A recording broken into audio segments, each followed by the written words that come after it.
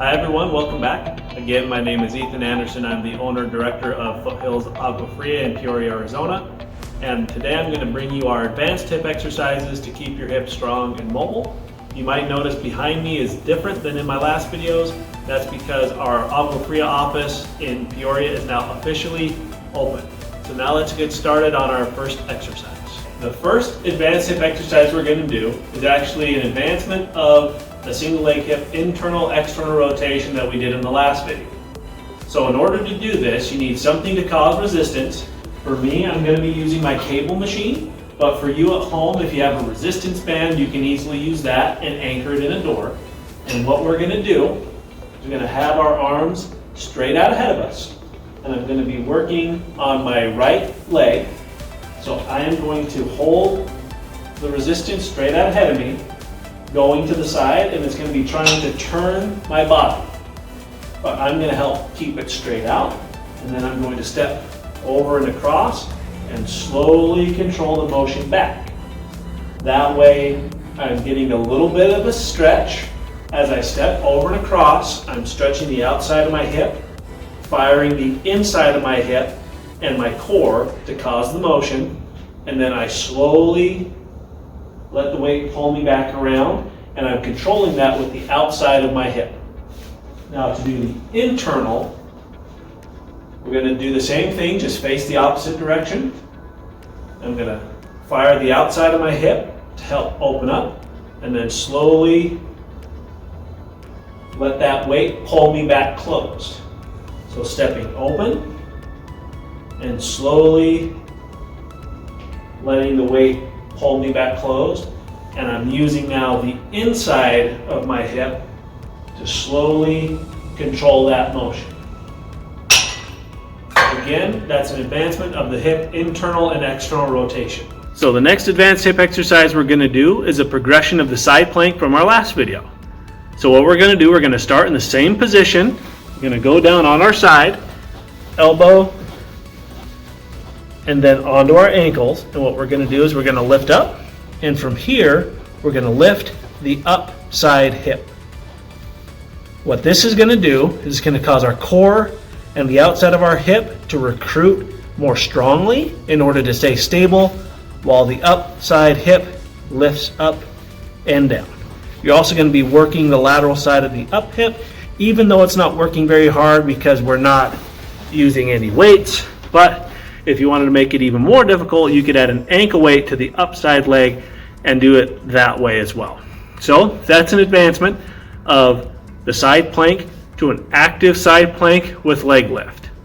So the next advanced hip exercise we're going to do is a single leg deadlift, also known as a golfer's lift. Now I'm going to demonstrate with a dumbbell on the floor, but you can use a kettlebell, barbells. There's other different things that you can use to add resistance if you need it. But the mechanics are what I want you to focus on, not so much what we're using for weight. So what we're going to do is we're going to face forward.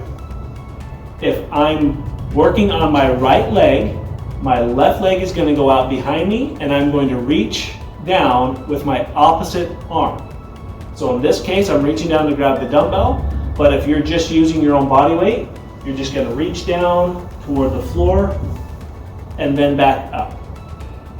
Keeping our core nice and tight, little bit of a bend in our knee if we need it, and we want to try to stay as stable as possible as we're going down